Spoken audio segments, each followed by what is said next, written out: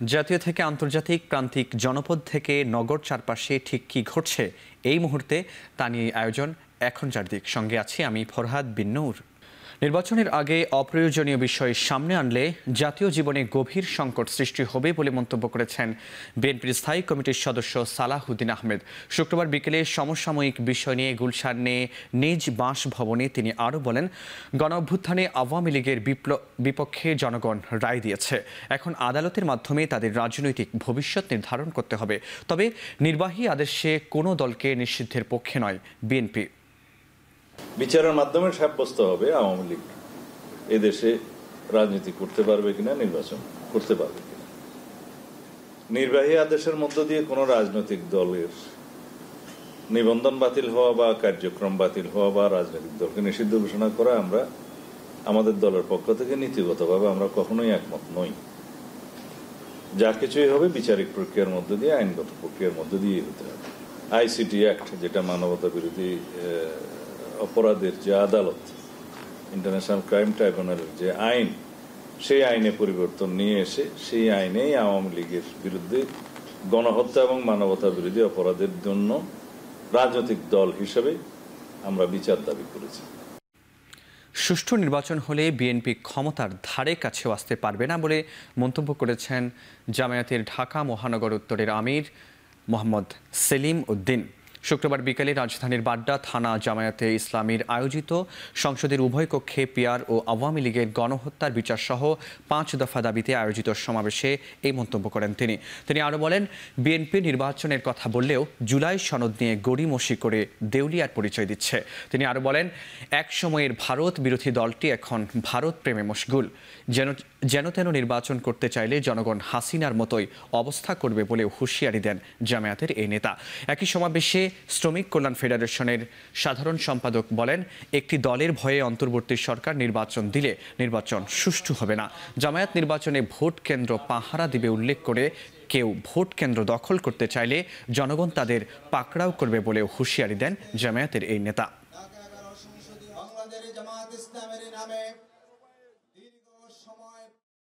আবার বাংলাদেশে তড়িঘড়ি করে ইলেকশন দিয়ে আপনারা পার পাওয়ার চেষ্টা করে যাচ্ছেন। আমরা আজকের এই সমাবেশ থেকে বলবো, জুলাই সনদের আইনে স্বীকৃতি না দিয়ে ফেব্রুয়ারিতে নির্বাচনের দিকে আপনারা হাঁটবেন না। কেউ যদি দিবা স্বপ্নে বিমূঢ় থাকেন যেন তেন নির্বাচন করে বাংলাদেশের ক্ষমতায় আসবেন, তাহলে আপনারা স্বপ্ন দেখতে থাকেন। জনগণ আপনাদেরকে যথাসময়ে ব্যালটের মাধ্যমে লাল কার্ড দিয়ে যে পথে হাসিনা গেছে সেই পথে আপনাদেরকে পাঠিয়ে দেবে। বাংলাদেশে সাহস থাকলে নির্বাচন খেলবার মতো ভালো প্লেয়ার হয়ে খেলতে আসেন। জামাত ইসলামী অনেক জানু প্লেয়ার, কিন্তু বাংলাদেশের সবচেয়ে প্রবীণ। আগামী জাতীয় সংসদ নির্বাচনে 300-র মধ্যে 100 আসন শরিকদের ছেড়ে দেওয়া হবে বলে জানিয়েছেন জামায়াতে ইসলামীর সেক্রেটারি জেনারেল ও সাবেক সংসদ সদস্য অধ্যাপক মিয়া গোলাম পটুয়ার। শুক্রবার সকালে খুলনার একটি মিলনায়তনে জামায়াতে বাংলাদেশ ইসলামী ছাত্র শিবির খুলনা মহানগর শাখা আয়োজিত সদস্য পুনর্মিলনী অনুষ্ঠানে প্রধান অতিথির বক্তব্যে তিনি এসব কথা বলেন। এ সময় তিনি আরও বলেন, সবগুলো আসনে জামায়াতে ইসলামী নির্বাচন করতে পারবে না। শরিক দলগুলোকে কিছু আসন না ছাড়লে ঐক্য হবে না। এ সময় সবাইকে ঐক্যবদ্ধভাবে কাজ করার আহ্বান জানান তিনি। অনুষ্ঠানে খুলনা ছাত্র শিবিরের কর্মী, সমর্থক ও জামায়াতে ইসলামীর স্থানীয় সদস্যরা উপস্থিত ছিলেন। কিছু সিট আমাকে ছাড়া লাগবে, তা না হলে তার ঐক্য হবে না। তা আমি যেমন একটা আইডিয়া আমাকে দিয়েছেন, সম্ভাবনা দেখে যে এমনও হতে পারে সমঝোতা করতে করতে শেষ পর্যন্ত প্রায় 100 আসন আমাদের ছেড়ে দিতে হতে পারে। কমপক্ষে 200 আসনে আমরা ইনশাল্লাহ ইলেকশন করব। 150 কিছু, মানে 150 না, 200 যদি থাকে বা যদি বেশি থাকে, হয়তো 100 বা তার কিছু কমও যদি ছাড়ি, তাহলে এমন কিছু আসন থাকবে যে আমাদের ছেড়ে দিতে হবে। অথবা সেই আসনগুলো নতুন কখনো আমরা ইলেকশন করিনি, যে তার সম্ভাবনা একেবারেই ক্ষীণ, এরকম 2-4টা আসনও কিন্তু থাকতে পারে। একটি দল ক্ষমতায় যেতে মরিয়া হয়ে ইসলামী আন্দোলনের সম্পর্কে মিথ্যা তথ্য প্রচার করছে বলে অভিযোগ করেছেন ইসলামী আন্দোলন বাংলাদেশের আমির সৈয়দ মোহাম্মদ রেজাউল করিম। রাজধানী ডিপ্লোমা ইঞ্জিনিয়ার্স ইনস্টিটিউটে কল্যাণ রাষ্ট্র বিনির্মাণে নারীদের গুরুত্ব বিষয়ক এক সেমিনারে তিনি এই অভিযোগ করেন। বলেন, স্বাধীনতার পর যাদের হাতে দেশ শাসিত হয়েছে তারা বাংলাদেশকে দুর্নীতিতে 5 বার চ্যাম্পিয়ন করেছে এবং দেশের অর্থ বিদেশে পাচার করেছে। বলেন, আল্লাহর আইন বাদ দিয়ে মানুষের রচিত মতবাদ দিয়ে শাসন করাই দেশে অরাজকতা সৃষ্টি হয়েছে। এর আগে সম্মেলনে ইসলামী আন্দোলনের নারী শাখার কমিটি গঠন করা হয়। 5ই আগস্টের পরে যে পরিবেশ তৈরি হয়েছে, আবার ওরা ক্ষমতায় যাওয়ার জন্য বিভিন্ন মিথ্যা রচনার মাধ্যমে এবং বিভিন্ন ধরনের ষড়যন্ত্রের মাধ্যমে ওরা কিন্তু এই আচরণগুলো আবার শুরু করেছে। আমাদের সতর্ক থাকতে হবে। উপদেষ্টা পরিষদের অনেককে বিশ্বাস করে প্রতারিত হওয়ার অভিযোগ তুলেছেন অন্তর্বর্তী সরকারের সাবেক উপদেষ্টা ও এনসিপির আহ্বায়ক নাহিদ ইসলাম। এ সময় আসলে সেসব উপদেষ্টার নাম উন্মুক্ত করবেন বলেও জানান তিনি। এখন টেলিভিশনকে দেয়া বিশেষ সাক্ষাৎকারে নাহিদ ইসলাম বলেন, এরই মধ্যে অনেক উপদেষ্টা রাজনৈতিক দলগুলোর সঙ্গে লিয়াজু করে ফেলেছেন।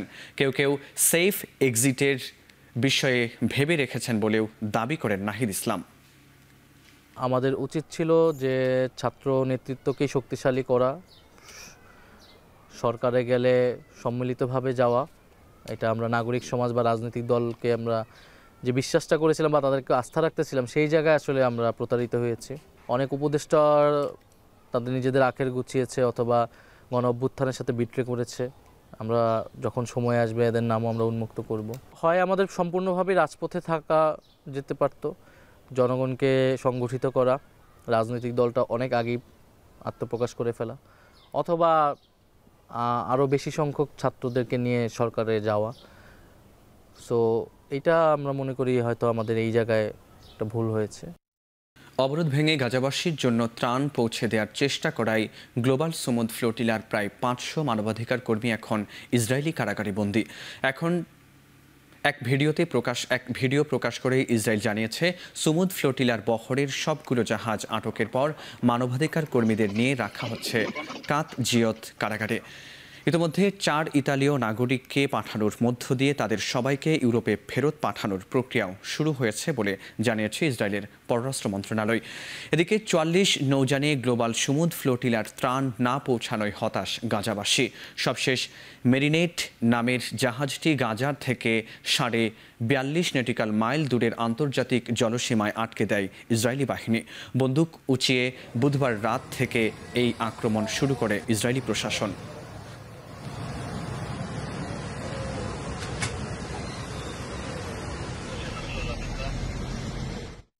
এদিকে ফিলিস্তিনি ইসরায়েলি অবরোধ ভাঙার লক্ষ্যে এগিয়ে চলছে জাহাজ কনসায়েন্স। জাহাজটি এরই মধ্যে ফিলিস্তিনি টাইম জোনে প্রবেশ করেছে বলে ভিডিও বার্তায় জানিয়েছেন বাংলাদেশি আলোকচিত্রী ও মানবাধিকার কর্মী শহীদুল আলম। তো আমরা একেবারেই প্রতিজ্ঞাবদ্ধ যে আমরা একেবারে গাজা পর্যন্ত যাব এবং কোনো বাধাই আমরা গ্রহণ করব না। এটা বলা প্রয়োজন যে সমুদ ফ্লোটিলার যেই নৌকাগুলি ছিল তাদের কিন্তু দায়িত্ব ছিল ত্রাণ নিয়ে যাবার। আমরা কিন্তু ত্রাণের জন্য যাচ্ছি না, ত্রাণ দেওয়ার জন্য যাচ্ছি না। আমরা একটা অবৈধ সিজকে ভাঙবো সেই উদ্দেশ্য নিয়ে যাচ্ছি। আন্তর্জাতিক জলসীমা থেকে গ্রেপ্তার মানবাধিকার কর্মীদের নিঃশর্ত মুক্তি চেয়েছে বাংলাদেশ। পররাষ্ট্র মন্ত্রণালয়ের এক বিবৃতিতে বলা হয়, গ্লোবাল সুমুদ ফ্লোটিলা থেকে ত্রাণ সহায়তাকারীদের আটক করে আন্তর্জাতিক আইন লঙ্ঘন করেছে ইসরায়েল। এমন কর্মকাণ্ডকে নির্লজ্জ আচরণ হিসেবেও অভিহিত করা হয় বিবৃতিতে। আন্তর্জাতিক আইনের প্রতি সম্মান দেখিয়ে ইসরায়েলকে এখনই পশ্চিম তীর ও গাজায় অবৈধ দখলদারি থেকে সরে এসে গণহত্যা বন্ধের আহ্বান জানায় ঢাকা। বিবৃতিতে আরও উল্লেখ করা হয়, মানবিক সহায়তা বহনকারী ফ্লোটিলা ফিলিস্তিনি জনগণের সঙ্গে বিশ্বব্যাপী সংহতি প্রকাশের প্রতিচ্ছবি। তাই বাংলাদেশ সরকার ফিলিস্তিনিদের জনগণের প্রতি অটল সংহতি প্রকাশ করছে।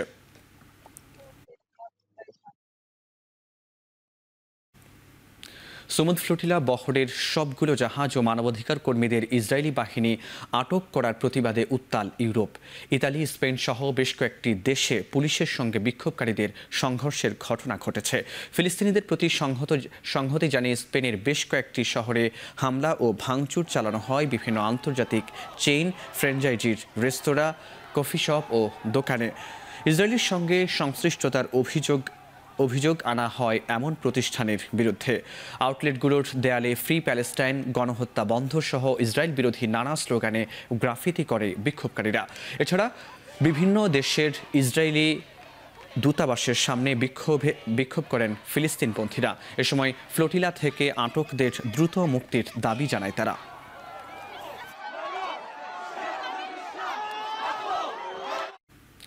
গাজী ত্রাণবাহী গ্লোবাল সুমুদ ফ্লোটিলার নৌবহর জব্দ ও মানবাধিকার কর্মীদের আটকের প্রতিবাদে রাজধানীতে বিক্ষোভ মিছিল করেছে বাংলাদেশ জামায়াতে ইসলামী। জুমার নামাজের পর জাতীয় মসজিদ বায়তুল মোকাররমের উত্তর গেটে জামায়াতের ঢাকা মহানগর উত্তর ও দক্ষিণ শাখা এই বিক্ষোভ মিছিল ও সমাবেশের আয়োজন করে। সমাবেশ থেকে অন্তর্বর্তী সরকার প্রধান ডক্টর মোহাম্মদ ইউনূসকে মুসলিম নেতাদের নিয়ে নতুন জোট গঠনের আহ্বান জানান। এ সময় জামায়াতের নেতারা আরও বলেন, যতদিন ফিলিস্তিন স্বাধীন না হবে ততদিন মুসলিমদের লড়াই অব্যাহত থাকবে। সংক্ষিপ্ত সমাবেশ শেষে পল্টন এলাকায় কর্মী সমর্থকদের নিয়ে বিক্ষোভ মিছিল করেন জামায়াতের নেতারা। মুসলিম নেতাদের যদি বিন্দুমাত্র আত্মমর্যাদাবোধ থাকে, আল্লাহর দরবারে দাঁড়াবার সেই ভয় যদি থাকে, আপনারা ওআইসির পক্ষ থেকে সকল মুসলিম রাষ্ট্র ঐক্যবদ্ধ হয়ে জিহাদ ঘোষণা করুন। 1 সপ্তাহের ভিতরে ইসরায়েল খান ধ্বংস হয়ে যাবে। ইসরায়েলি হায়নারা সেই সমুদ্রের নিয়ম লঙ্ঘন করে ত্রাণবাহী জাহাজকে আটক করেছে, অনেক মানবাধিকার কর্মীকে আটক করেছে। এটার আমরা তীব্র নিন্দা জ্ঞাপন করছি। আমরা বিশ্ববাসী, বিশ্বের মুসলমানদেরকে ঐক্যবদ্ধ হওয়ার আহ্বান জানাচ্ছি। যতদিন ফিলিস্তিন মুক্ত না হবে ততদিন আমরা ঐক্যবদ্ধভাবে আমাদের সংগ্রাম অব্যাহত রাখবো ইনশাআল্লাহ। গাজায় চলমান ইসরায়েলি হত্যাযজ্ঞ ও সুমুদ ফ্লোটিলার উপর ইসরায়েলি হস্তক্ষেপ ও মানবাধিকার কর্মীদের আটকের প্রতিবাদে বিক্ষোভ মিছিল করেছে বৈষম্য বিরোধী কওমি ছাত্র আন্দোলন। এর আগে জাতীয় মসজিদ বায়তুল মোকাররমের উত্তর গেটের বিক্ষোভ সমাবেশ করেছে সংগঠনটি। সমাবেশে সংগঠনটির নেতারা বলেন, ক্ষুধার্ত গাজাবাসীর জন্য ত্রাণ সহায়তা দিতে যাওয়া গ্লোবাল সুমুদ ফ্লোটিলায় হস্তক্ষেপ আন্তর্জাতিক আইন ও মানবাধিকার লঙ্ঘনের চরম লঙ্ঘন। মুসলিম উম্মার ঐক্যবদ্ধ প্রতিরোধ ছাড়া ফিলিস্তিনের স্বাধীনতা অর্জন সম্ভব নয় বলেও মন্তব্য করেন তারা। বাংলাদেশ সরকারকে ফিলিস্তিনিদের জন্য সাহায্যের হাত আরও সম্প্রসারিত করার আহ্বান জানায় বৈষম্য বিরোধী কওমি ছাত্র আন্দোলন।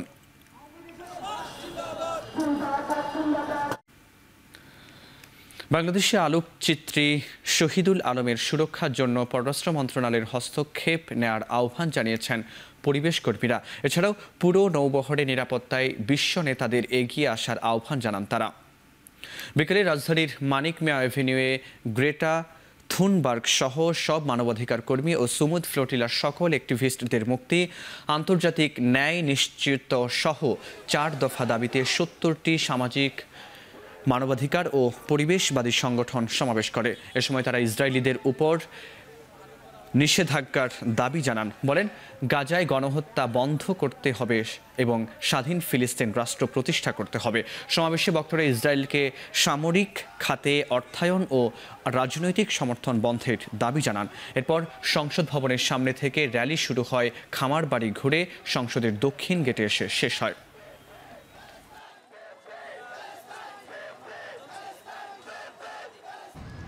ফ্লোটিলা আমাদের মানবিক দায়বদ্ধতার প্রতীক। দখলদার শক্তি যতই বাধা দিক, আমরা ন্যায়, মানবতা ও স্বাধীনতার পক্ষে সংহতি প্রকাশ এবং লড়াই চালিয়ে যাব এবং বাংলাদেশের জনগণ ফিলিস্তিনবাসীর সাথে ছিল এবং সামনে থাকবে। আমরা চাই এই পৃথিবী হোক মানবাধিকারপূর্ণ একটি পৃথিবী এবং শান্তি এবং শৃঙ্খলার যুক্ত একটি পৃথিবী, যেই পৃথিবীতে থাকবে না কোনো হাহাকার, থাকবে না কোনো যুদ্ধ, থাকবে না কোনো বিগ্রহ। যতজনকে গ্রেপ্তার করা হয়েছে তাদেরকে স্বেচ্ছায় এবং নিঃশর্তভাবে মুক্তি দাবি করছি এবং পুরো বিশ্বের যারা নিরাপত্তায় এখনো ম্রিয়মাণ হয়ে আছেন তাদেরকে আহ্বান জানাচ্ছি আপনাদের মানবতা জাগিয়ে তুলুন। গাজাবাসীর জন্য সহায়তায় গ্লোবাল সুমুদ ফ্লোটিলা নৌবহরকে ইসরায়েলি বাহিনীর আটকের প্রতিবাদে জাহাঙ্গীরনগর বিশ্ববিদ্যালয়ে বিক্ষোভ মিছিল অনুষ্ঠিত হয়েছে। বিক্ষোভকারীরা বলেন, এ ঘটনা আন্তর্জাতিক আইনের সুস্পষ্ট লঙ্ঘন এবং ক্ষুধাকে যুদ্ধাস্ত্র হিসেবে ব্যবহার নিন্দনীয়। মানবিক সহায়তা বহনকারী ফ্লোটিলা ফিলিস্তিনি জনগণের প্রতি বিশ্ববাসীর সংহতির প্রতীক। তাদের দাবি, গাজায় অবাধ প্রবেশাধিকার নিশ্চিত করতে হবে। এছাড়া ইসরায়েলি বাহিনীকে বেসামরিক জনগণের জীবন, মর্যাদা এবং মৌলিক অধিকার থেকে বঞ্চিত করা অবিলম্বে বন্ধ করতে হবে। সমাবেশে জাকসুর ভিপি এবং জিএসের নেতৃত্বে শিক্ষার্থীরা অংশ নেন। এদিকে গ্লোবাল সুমুদ আটক ও মানবাধিকার কর্মীদের গ্রেপ্তারের প্রতিবাদে বিক্ষোভ সমাবেশ করেছে জগন্নাথ বিশ্ববিদ্যালয়ের শিক্ষার্থীরা। এ সময় শহীদুল আলম সহ মানবাধিকার কর্মীদের যেন ইসরায়েলি প্রশাসন নির্যাতন করতে না পারে সেজন্য অন্তর্বর্তী সরকারকে আন্তর্জাতিক চাপ সৃষ্টির দাবি জানান তারা। শিক্ষার্থীরা বলেন, যারা মানবতার বুলি উড়ায় তারাই ফিলিস্তিনের মা বোনের উপর নির্যাতন করছে। একই সঙ্গে ওআইসির দুর্বলতার পেছনে মুসলিম বিশ্বের অনৈক্য দায়ী বলেও অভিযোগ করেন জবিয়ানরা।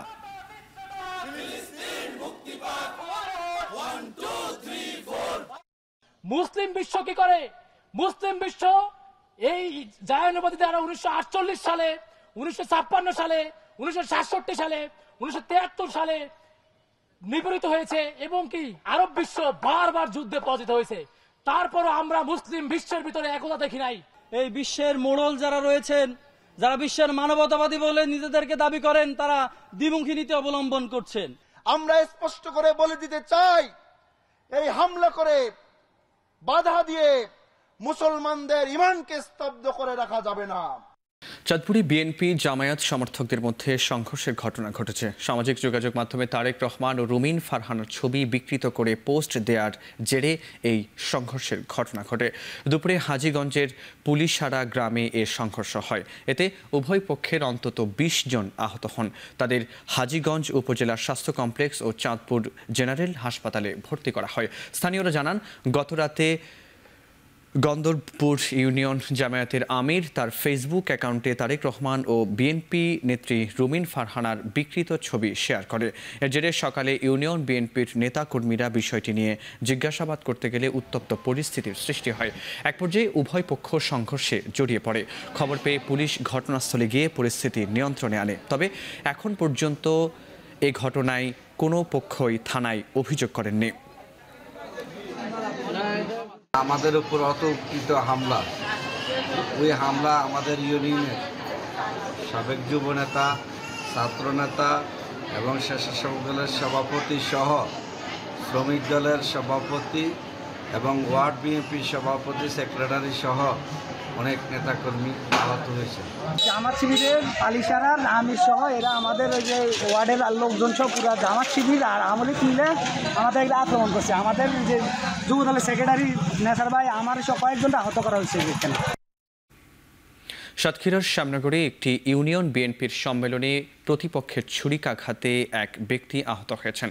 শুক্রবার সন্ধ্যায় উপজেলার নূরনগর ইউনিয়নের আশালতা মাধ্যমিক বিদ্যালয়ে এই ঘটনা ঘটে। জাল ভোট দেওয়ার অভিযোগে শহীদুল্লাহ নামের ওই ব্যক্তিকে ছুরিকাঘাত করে শাহজালাল। আহত শহীদুল নূরনগর ইউনিয়নের 3 নম্বর ওয়ার্ড বিএনপির সভাপতি প্রার্থী শাহাদাত হোসেনের সর্দারের ছেলে, আর হামলাকারী শাহজালাল 8 নম্বর ওয়ার্ডের ছোট শ্যামনগর গ্রামের বাসিন্দা। শুক্রবার বিকেলে আশালতা মাধ্যমিক বিদ্যালয়ে নূরনগর ইউনিয়নের 9টি ওয়ার্ডের সম্মেলন শুরু হয়। কেন্দ্রের নির্দেশনা ছিল 9টি ওয়ার্ডের সম্মেলনে 9টি কেন্দ্রে অনুষ্ঠিত হবে, কিন্তু একই কেন্দ্রে সব ওয়ার্ডের সম্মেলন হওয়ায় সেখানে বিপুল সংখ্যক নেতাকর্মীর ভিড় হয়। এই সুযোগ নিয়ে অভিযুক্ত শাহজালাল পরপর কয়েকবার 3 নম্বর ওয়ার্ডের বুথে ঢুকে ভোট দেন। এক পর্যায়ে সভাপতি প্রার্থী শাহাদাত হোসেন সর্দারের ছেলে তাকে ধরে ফেলেন। এ সময় শাহজালাল পকেটে থাকা চাকু মেরে পালানোর চেষ্টা করে।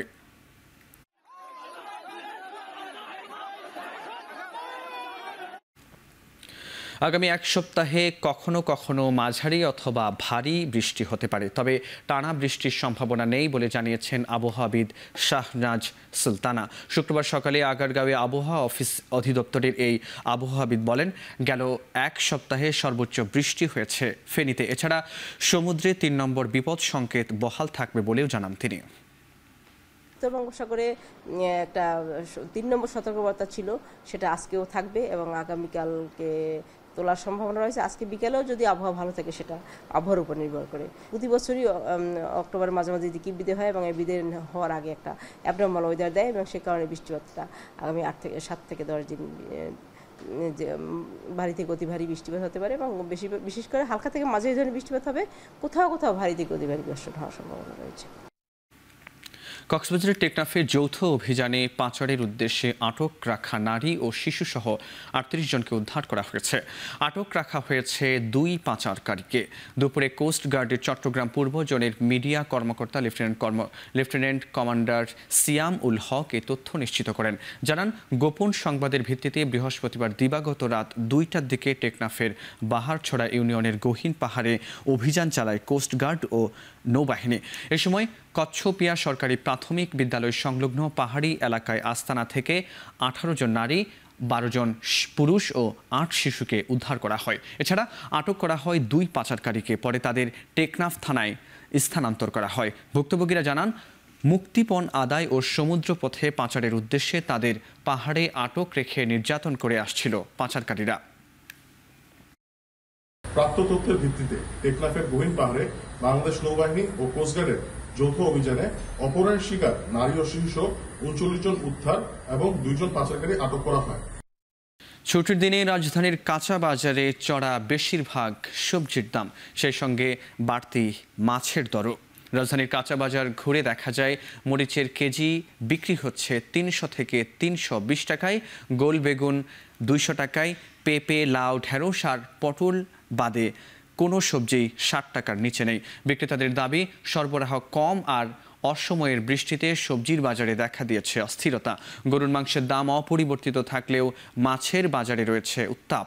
ইলিশের দাম কেজি প্রতি 2500 থেকে 2700 টাকা আর অন্য মাছেও বেড়েছে গড়ে 150 থেকে 200 টাকা করে। বৃষ্টি হলে পরে এর দাম ডাবল। কালকে উনিছে, গত 2 দিন আগে উনিছে 180 টাকা, 160 টাকা এরকম ছিল, আজকের ডাবল দাম। দাম বাড়ার কারণ হলো মরিচের আমদানি হলো অনেক কম। প্রথমত ইন্ডিয়ান বন্ধ, বর্ডার বন্ধ, ইন্ডিয়া থেকে মরিচ আসছে। দ্বিতীয়ত বাংলাদেশে মরিচের আমদানি কম। সবজির বাজার তো আপনার 120 টাকা, 130 টাকার নিচে কোনো সবজি নাই, 150 টাকা। সব জিনিসের দাম বেশি। কাজে আমরা যারা সাধারণ মানুষ এবং নিম্ন আয়ের মানুষ বা মধ্যবিত্ত যারা আছে তাদেরও অবস্থা অনেক খারাপ। সারা দেশের বাজারে হঠাৎই বাড়তে শুরু করেছে কাঁচা মরিচের দাম। টানা কয়েক সপ্তাহ ধরে সরবরাহ কম থাকায় ঊর্ধ্বমুখী সব ধরনের সবজির দাম। এদিকে আজ থেকেই 22 দিনের নিষেধাজ্ঞা শুরু হচ্ছে ইলিশ আহরণ, পরিবহন ও বিক্রিতে। এর প্রভাবে দাম বেড়েছে ইলিশের। ছুটির দিনে চট্টগ্রামের বাজারে কাঁচা মরিচের দামে আগুন, বিক্রি হচ্ছে কেজি 350 থেকে 400 টাকা। এছাড়া পূজা উদযাপনে বেড়ে যাওয়া হয়ে অনেক সবজির দাম এখনও চড়া। এদিকে কয়েক দিনের অতিবৃষ্টিতে সরবরাহ কমায় বগুড়ার বাজারে কাঁচা মরিচ সহ সবজির দাম অনেকটা বেড়েছে। কাঁচামরিচের কেজি 100 টাকা বেড়ে দাঁড়িয়েছে 280 টাকা। এছাড়া মেহেরপুরে অগ্রিম শীতকালীন সবজি থাকলেও দাম আকাশ ছোঁয়া। গত কয়েক দিনের ব্যবধানে প্রতি কেজি সবজির দাম বেড়েছে 10 থেকে 30 টাকা। আর সরবরাহ কমায় রাজশাহীর বাজারে সবজির দাম বাড়ায় সিন্ডিকেট করে দাম বৃদ্ধির অভিযোগ ক্রেতাদের। এদিকে কাল থেকে 22 দিনের নিষেধাজ্ঞা শুরু হওয়ায় ইলিশ দামে প্রভাব বেড়েছে সিলেট, সৈয়দপুর সহ দেশের বিভিন্ন বাজারে। প্রতি কেজি ইলিশ বিক্রি হচ্ছে 3000 থেকে 3200 টাকা কেজি দরে। তবে পূজার ছুটি সহ নানা কারণে ক্রেতা কম থাকায় কিছুটা কম দামে বিক্রি হচ্ছে অন্যান্য মাছ। বেগুন কিনলাম 100 টাকা কেজি, পটল 60 টাকা কেজি যাচ্ছে, মানে 50-60 টাকার উপরে সব সবজির দাম। আর 1 মাস পর শীত আসবে, শীতকালীন ধরেন কপি উঠবে, সিম উঠবে, বেগুন উঠবে, তখন ধরেন একবারে সীমিত দাম হবে। এখন সরবরাহ কম, এই জন্য দাম বাড়বে। বলছি ভাই, এটা কেনার মতো না, যে অবস্থা আমরা মধ্যবিত্ত লেগে বিশেষ করি খাওয়া মুশকিল, ওখানে রিস্ক ভুলে যাই না। ওখানে বড় নিজের দাম বাড়ছে, কেজি 1 কেজি মাঝে 100-150 টাকা বাড়ছে, আর তুই নিজের দাম কমছে।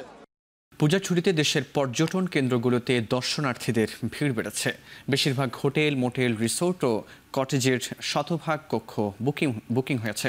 কক্সবাজারের সাগরের নোনা জলে গা ভেজাতে দূর দূরান্ত থেকে এসেছেন পর্যটকরা। সৈকত ছাড়াও জেলার অন্যান্য দর্শনীয় স্থানগুলোতে বেড়েছে ভিড়। এদিকে কুয়াকাটায় পূজা ও সাপ্তাহিক ছুটিতে কেন্দ্র করে লাখ পর্যটক ভিড় করেছেন।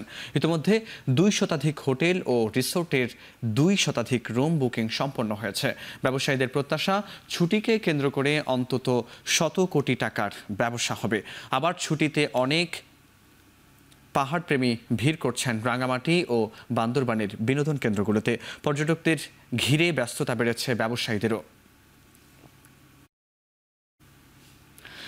জয়নুল গ্যালারিতে ঢাকা বিশ্ববিদ্যালয়ের চারুকলা অনুষদের 50তম ব্যাচের আয়োজন চলছে 7 দিনব্যাপী চিত্র প্রদর্শনী। অংশ নিয়েছেন 97 ও 98 শিক্ষাবর্ষের শিল্পীরা। 23 জন শিল্পীর 46টি চিত্রকর্ম স্থান পেয়েছে প্রদর্শনীতে, যেখানে শিল্পীরা তাদের ভিন্নধর্মী অভিজ্ঞতা, জীবনের নানা রং ও সৃজনশীলতার বহিঃপ্রকাশ ঘটিয়েছেন। শিল্পীরা বলছেন, এই প্রদর্শনী কেবল শিল্পকর্ম নয়, বরং এক মিলন ঘেরাও মেলাও বটে। দীর্ঘ 2 যুগ পর তারা আবারও ক্যাম্পাসে একত্রিত হতে পেরে আনন্দ প্রকাশ করেন। আয়োজকরা জানান, এ ধরনের উদ্যোগে শুধু শিল্প চর্চা নয়, প্রাক্তন শিক্ষার্থীদের বন্ধন আরও দৃঢ় হয়।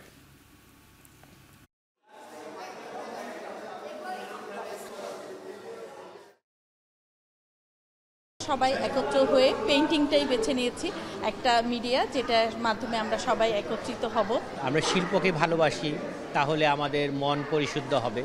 আমরা সমাজে হয়তো ভালো কাজগুলোর দিকে বেশি মনোযোগী হতে পারবো। সব জায়গায় এখন যুদ্ধ, সব জায়গায় এখন অনেক রকম কিছু হচ্ছে, সেটা আমরা চাই না। আমরা শান্তি চাই, শান্তির ভিতরে থাকতে চাই। এক ধরনের আয়োজনের মধ্যে দিয়ে আমরা একজন আবার আরেকজনের সাথে রিকানেক্ট হওয়ার একটা ব্যবস্থা করেছি। আন্তর্জাতিক প্রসঙ্গ। গাজা যুদ্ধ বন্ধে শান্তি চুক্তিতে রাজি হতে হামাসকে রোববার পর্যন্ত আলটিমেটাম দিয়েছেন মার্কিন প্রেসিডেন্ট ডোনাল্ড ট্রাম্প। সামাজিক যোগাযোগ মাধ্যমে ট্রুথ সোশ্যালে দেয়া এক পোস্টে শুক্রবার তিনি এই আহ্বান জানান। পোস্টে ট্রাম্প হুঁশিয়ারি দেন, হামাসের সঙ্গে এবারই শেষ সুযোগ। রোববার ওয়াশিংটন ডিসির স্থানীয় সময় সন্ধ্যা 6টার মধ্যে 20 দফা শান্তি চুক্তিতে রাজি না হলে নরকের যন্ত্রণা ভোগ করতে হবে হামাসকে, যা আগে কখনো কল্পনাও করেনি তারা। এর আগে গেল সপ্তাহে হোয়াইট হাউসের ওভাল অফিসে গাজা যুদ্ধ বন্ধে সম্মত হন ট্রাম্প ও ইসরায়েলি প্রধানমন্ত্রী বেনিয়ামিন নেতানিয়াহু। তবে হামাসের পক্ষ থেকে এ বিষয়ে এখনো আসেনি চূড়ান্ত কোনো সিদ্ধান্ত।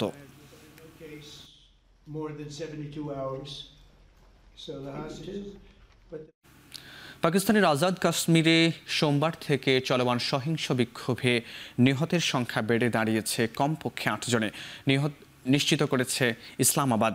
বার্তা সংস্থা AFP জানিয়েছে, অঞ্চলটিতে মোবাইল ফোন ও ইন্টারনেট সংযোগ বিচ্ছিন্ন রেখেছে প্রশাসন। এমনকি স্থানীয় সংবাদ মাধ্যমগুলোকে বিক্ষোভের খবর প্রচার করতে বিরত রাখতেও সতর্ক করা হয়েছে। পাকিস্তানি টিভির তথ্য, অস্থিরতার কারণে শিক্ষা প্রতিষ্ঠান, পরিবহন ব্যবসা ও অফিস আদালত বন্ধ রয়েছে।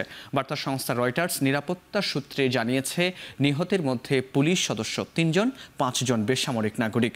সংকট নিরসনে জ্যেষ্ঠ কর্মকর্তাদের নিয়ে কমিটি গঠনের প্রস্তাব দিয়েছে পাকিস্তানের প্রধানমন্ত্রী শেহবাজ শরীফ। মুসলিম অধ্যুষিত অঞ্চলটিতে স্থানীয়দের অধিকার নিয়ে কাজ করা আওয়ামী অ্যাকশন কমিটির নেতৃত্বে গেল সপ্তাহে শুরু হয় এই বিক্ষোভ।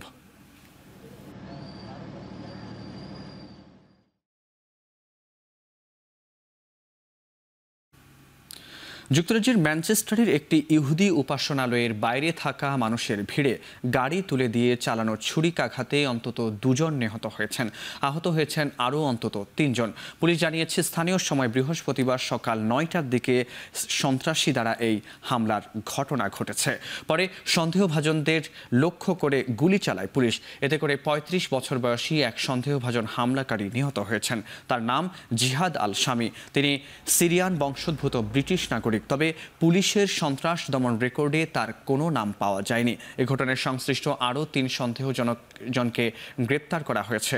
প্রত্যক্ষদর্শীদের দেয়া তথ্য বলছে, একটি গাড়ি দিয়ে ইহুদিদের উৎসবের ভিড়ে তুলে দিয়ে হামলাকারী ছুরিকাঘাত শুরু করলে এই হতাহতের ঘটনা ঘটে। এ ঘটনার নিন্দা জানিয়ে ইহুদিদের সর্বোচ্চ নিরাপত্তা নিশ্চিতের প্রতিশ্রুতি দিয়েছেন প্রধানমন্ত্রী কিয়ার স্টারমার।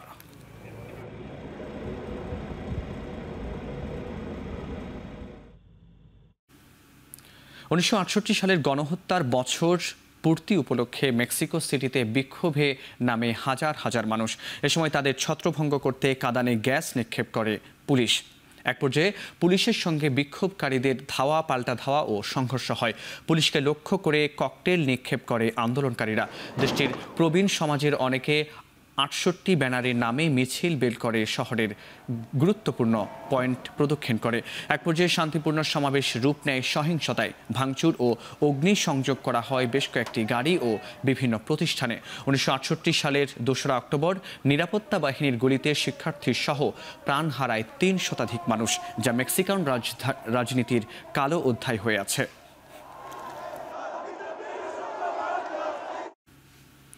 প্রস্তাবিত বাজেটের বিরুদ্ধে কঠোর পদক্ষেপের অংশ হিসেবে দেশব্যাপী ধর্মঘটের ডাক দেয় ফ্রান্সের ট্রেড ইউনিয়নগুলো। এর জেরে গেল বৃহস্পতিবার বন্ধ ছিল প্যারিসের আইকনিক আইফেল টাওয়ার। এ সময় টাওয়ারটি পরিদর্শনে এসে ফিরে যান পর্যটকরা। দর্শনার্থীরা বলছেন এটি বন্ধের বিষয়ে কোনো নোটিশ দেয়া হয়নি। আন্দোলনের মুখে নিরাপত্তা ঝুঁকিতে আইফেল টাওয়ার বন্ধ রাখার কথা জানায় কর্তৃপক্ষ। যদিও টাওয়ারের নিচের প্রাঙ্গণ সবার জন্য উন্মুক্ত ছিল। আগামী বাজেটে ব্যয় হ্রাসের পরিকল্পনার বিরুদ্ধে ফ্রান্সের বিভিন্ন শহরে বিক্ষোভ করে কয়েক হাজার মানুষ। এ সময় সম্পদশালীদের উপর উচ্চ হারে কর আরোপের দাবি জানায় বিক্ষোভকারীরা।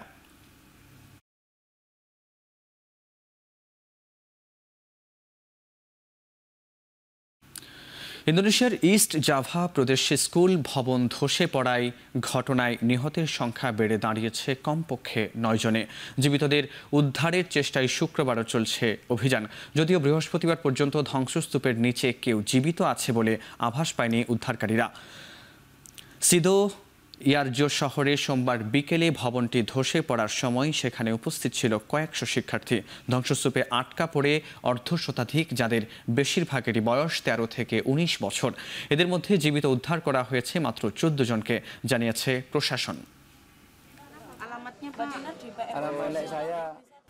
মেহেদী হাসান মিরাজকে অধিনায়ক করে আফগানিস্তানের বিপক্ষে ওয়ানডে সিরিজের জন্য 16 সদস্যের দল ঘোষণা করেছে বাংলাদেশ। প্রথমবারের মতো ওয়ানডে দলে ডাক পেয়েছেন সাইফ হাসান, বাদ পড়েছেন লিটন দাস ও পারভেজ ইমন। দলে ফিরেছেন নুরুল হাসান সোহান। ব্যাটারদের মধ্যে দলে টিকে গেছেন নাইম শেখ। আছেন টেস্ট অধিনায়ক নাজমুল হোসেন শান্ত, তানজিদ হাসান তামিম।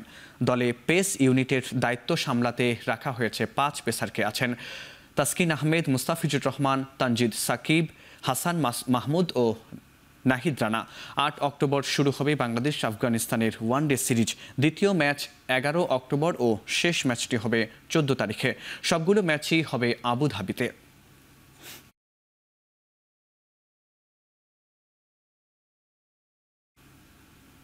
নারী ওয়ানডে বিশ্বকাপের 4র্থ ম্যাচে বিশাল জয়ের দেখা পেয়েছে ইংল্যান্ড। দক্ষিণ আফ্রিকায় নারী দলকে মাত্র 69 রানে গুটিয়ে দেওয়ার পর 10 উইকেটের বড় জয় পেয়েছে ইংলিশ নারীরা। গুয়াহাটিতে টস জিতে আজ আগে ফিল্ডিং করার সিদ্ধান্ত নেন ইংল্যান্ডের অধিনায়ক ন্যাট শিভার ব্রান্ট। তার সিদ্ধান্ত সঠিক প্রমাণেই যেন নামেন বোলাররা। শুরু থেকে নিয়মিত বিরতিতে উইকেট শিকার করে 69 রানেই দক্ষিণ আফ্রিকা নারী দলকে অল আউট করেন প্রোটিয়ারা। দলের সর্বোচ্চ 22 রান করেন সিনালো জাফটা। আর কেউই 2 অঙ্কের ঘরে যেতে পারেননি। ইংল্যান্ডের হয়ে স্মিথ 3টি, ব্রাউন্ট, সোফি ও চার্লি 2টি করে এবং বেল 1টি উইকেট নেন। রান তাড়া করতে নেমে ট্যামি বিমাউন্ট ও অ্যানি জোনসের ব্যাট হেসে খেলে লক্ষ্যে পৌঁছায় ইংল্যান্ড।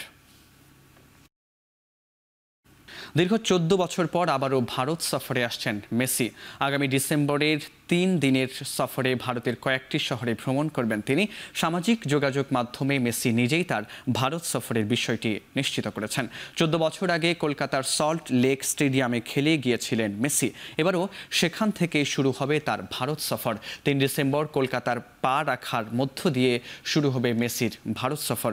কলকাতা ছাড়াও মুম্বাই ও নয়াদিল্লিতে যাওয়ার বিষয়েও নিশ্চিত করেছেন মেসি। এই সফরে আরও একটি শহরে যাবেন LM10।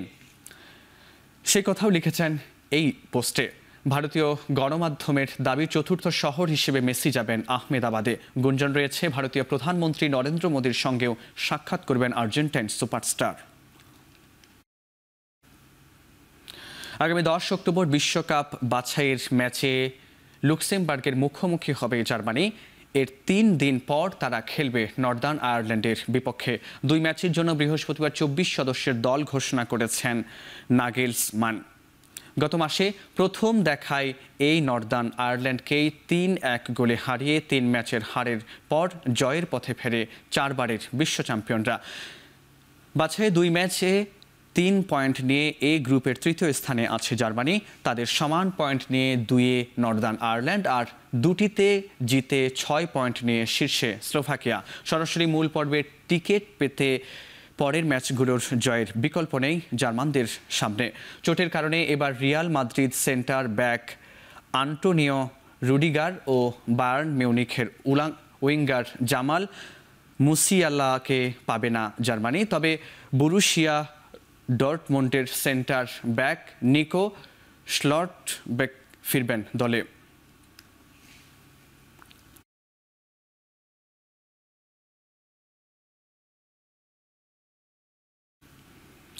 আইসিসির সদস্যপদ স্থগিতের সপ্তাহ না পেরোতেই নিজেদের দেউলিয়া ঘোষণা করেছে যুক্তরাষ্ট্র ক্রিকেট অ্যাসোসিয়েশন ইউএসএসি।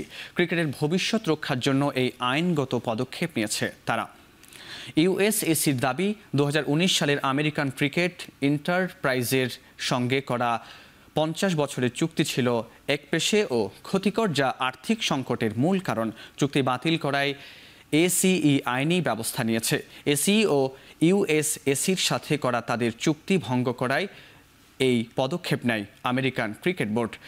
তাদের এই দেউলিয়ার পদক্ষেপের মাধ্যমে অতীতে করা অনৈতিক চুক্তি এবং আর্থিক সমস্যাগুলির সমাধান ও দীর্ঘমেয়াদী পুনর্গঠন সম্ভব হবে। বিশেষ করে 2028 সালে লস অ্যাঞ্জেলসে অলিম্পিকের আগে এটা গুরুত্বপূর্ণ ভূমিকা রাখবে। শেষ করছি এখন চারদিক। এখন টেলিভিশন ওয়েবসাইটে দেখতে ভিজিট করুন www.ekhon.tv। এছাড়া ফেসবুকে দেখতে ভিজিট করুন facebook.com/tv.ekhon এবং ইউটিউবে দেখতে ভিজিট করুন youtube.com/c/ekhon tv।